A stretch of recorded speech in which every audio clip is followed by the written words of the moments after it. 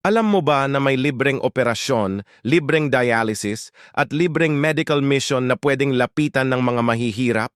At ang mas nakakagulat, hindi ito government hospital. Ito ay galing sa Operation Blessing. Pero may branch ba sila sa Quezon City at paano ka makaka-avail? Ang Operation Blessing Foundation Philippines ay isang non-profit organization na tumutulong sa mga Pilipino sa pamamagitan ng libreng operasyon, libreng medical mission, relief operations, feeding programs, dialysis assistance, scholarship at livelihood. Hindi ito government agency. Isa itong private charity organization na tumutulong lalo na sa mahihirap na walang pambayad sa ospital. Ngayon, importante ito, wala silang permanenteng main office sa Quezon City.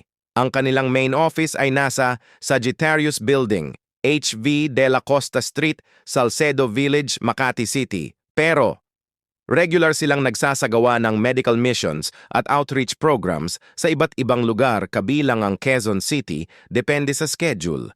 Kaya hindi ibig sabihin na walang office, wala lang permanent branch doon.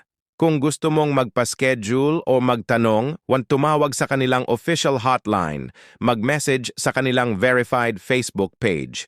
Abangan ang medical mission announcements. Karaniwan, hinihingi.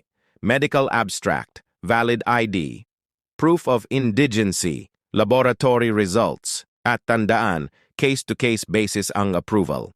Hindi ito automatic na libre agad. May screening process sila para matiyak na totoong nangangailangan ng aplikante, iwasan ang fixers.